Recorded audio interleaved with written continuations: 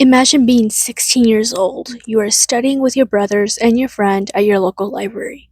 You are all planning on going onto the medical field, so you are spending all your time on studying, working hard, and trying to get into the top university.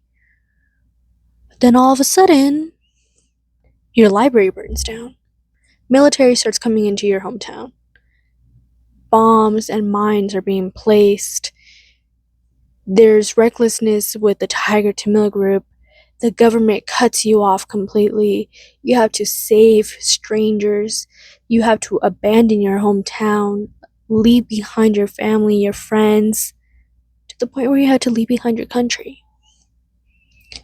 I'm Percy Ontiveros, and I'm going to take you on the journey of Brotherless Night and how it connects back to our class, Asia and Civilization Society, along with my own personal thoughts throughout this session. So, this book is a historical fiction novel that follows a 16-year-old named Sashi. Sashi is our main character. She is 16 at the start of the book, and the way that the author writes it is a point of view from Sashi. And so she's 16 at the start. She starts telling her story from her perspective, and then she grows up and you get to see her mind kind of mature or just change, and she does experience some violent stuff where it definitely causes trauma, and she views things and people differently. So Brotherless Night is based in Sri Lanka. Sri Lanka is right off of India, and it is mainly based in Jaffna. Jaffna is up north from Sri Lanka. It is kind of completely cut off from Sri Lanka, though. There are bodies of water, and it kind of disconnects them from the mainland. Um, and it is based on a historical event. The historical event is the Sri Lankan Civil War, and let me just say, I recommended this book to my roommate. Me and her didn't even know there was a civil war happening or that had happened in Sri Lanka from, I believe, the 1980s to 2009, that it had ended. But it is entirely informative about the politics. And there was conflict between the Tiger Tamil group and the Sri Lankan government. Now, the Tiger Tamil group consisted of mainly Tamil people who were speaking out and fighting back against the government, who would really just view Tamil people as a minority and not care for them. So, one of the characters in this book is Kay. Kay was a neighbor and a friend of Sashi, and he was extremely educated, intelligent, and later on he did join the Tiger Tamil group. He was viewed as a really good leader, and he was heavily involved in speaking out against the government.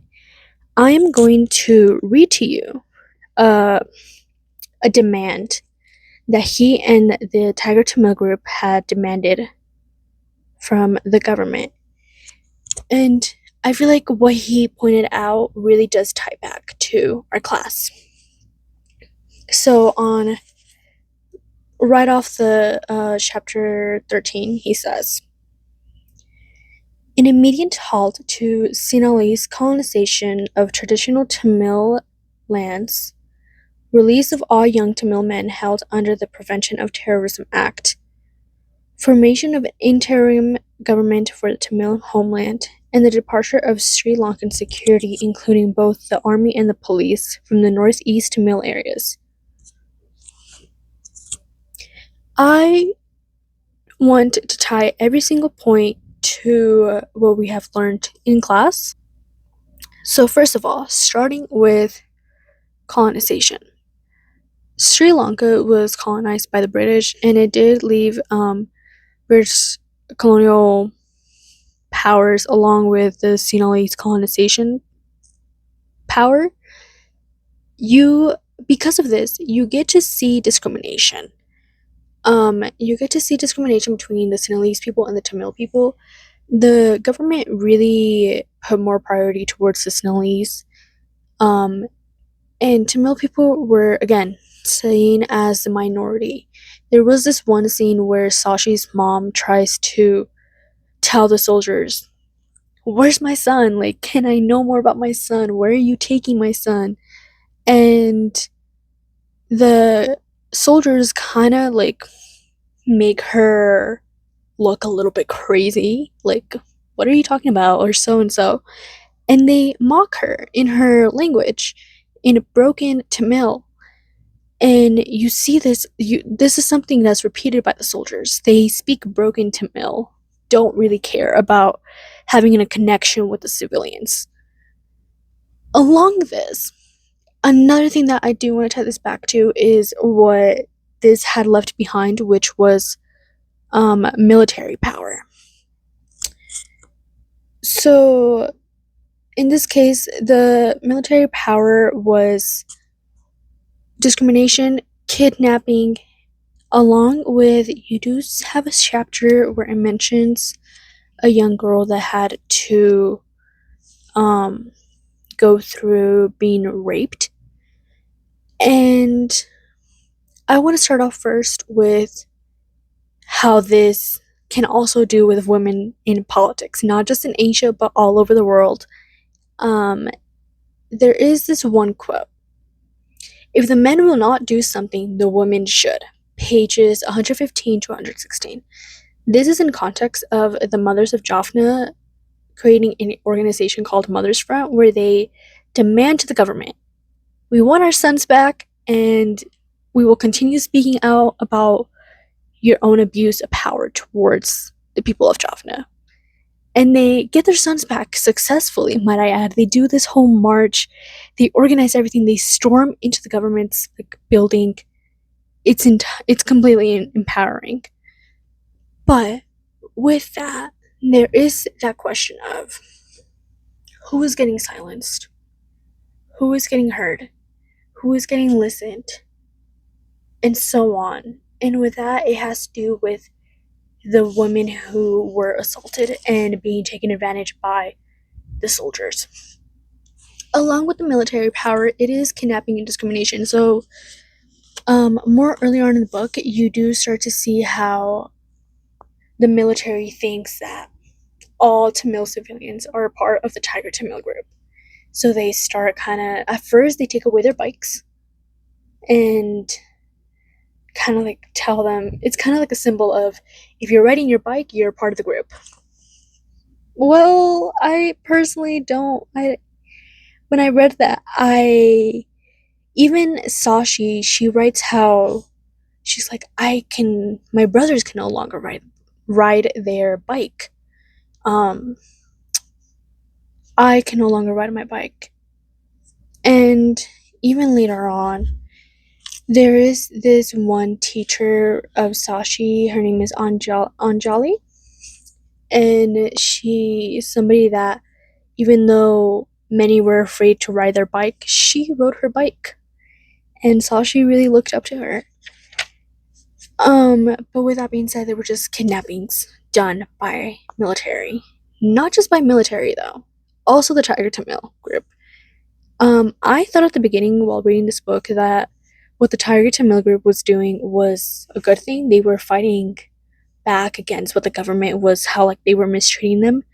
But then you do start to see how they start to kind of abuse their movement. Even Sashi starts to question how much she could trust this group, and her brothers joined the group, and even they changed. She kind of didn't recognize them anymore. And also, like I said, discrimination. There is discrimination in here. Not just with military power, but government power. Government did shut off Jaffna from buses and ship transportation, meaning they literally had no food. They had no food, they had no way of getting out. Like I said at the start, Jaffna is almost completely cut off from the mainland. So Sashi does write how they had to go 3 days without any food. until I believe it was India who had helped them get food. And there was this one scene where Sashi is like, I usually pour a lot of sugar into her drink, but this time, like, she didn't want to pour too much because she didn't know when her next, like, food source would, like, come in, you know? Since it was so limited, and that really did hurt me personally. So, another thing I do want to tie this back to is when we learned about Gen Z in politics. For example, Nepal, they had a moment where the government building was burned down.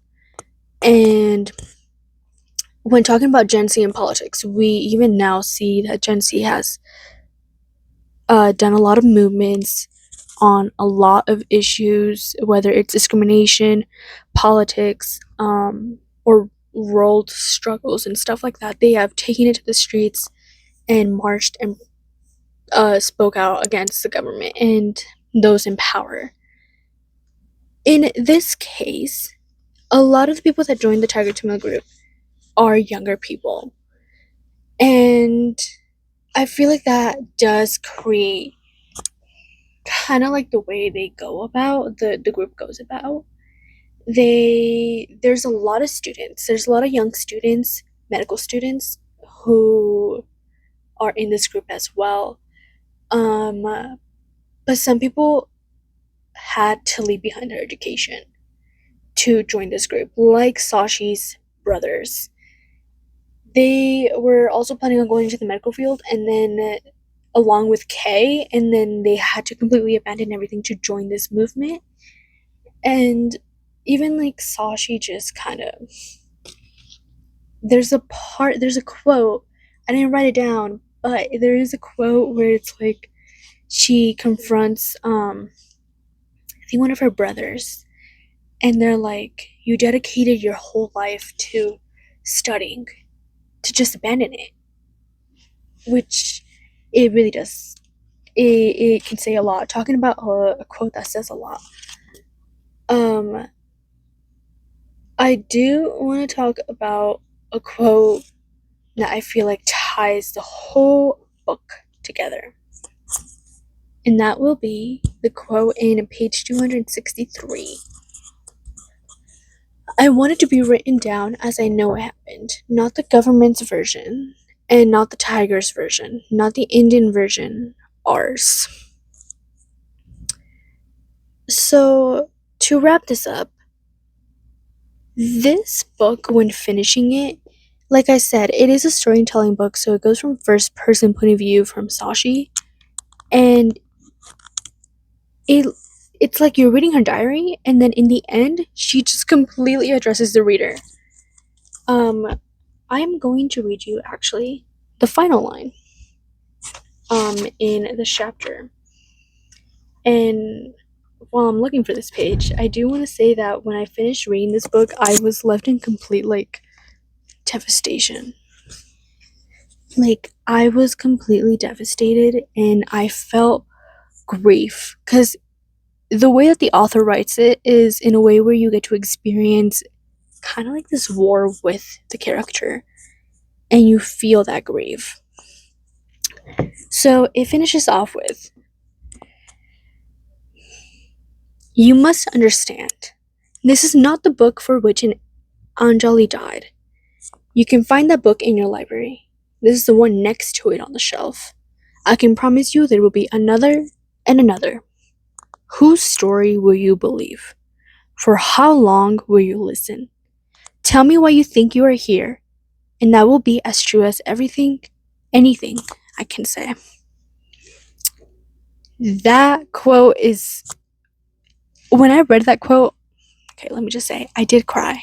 There were moments where I did cry in this book, and that quote just, you realize this is something that did happen. The first quote that I mentioned from page 263, it was in context of Sashi joining, writing about reports on Sri Lanka and speaking about the abuse of the Tiger Timma group. And you realize, I feel like that's just a perfect quote to talk about the whole point of this book. This isn't just a book that explains only politics, it is a book that talks about the emotional and personal side of the Sri Lankan Civil War. It is one of many personal stories of experiences of somebody that definitely experienced these things during that time. And Brotherless Night is just a book about how politics can really come between family, friendship, and how you choose to realize who has power. You know, there is this part in the end of the book where Sashi tells the UN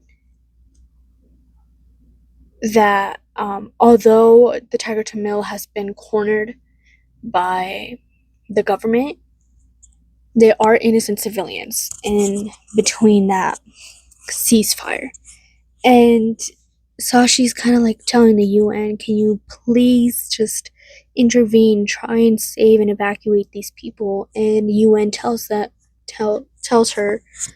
there is nothing that we can do.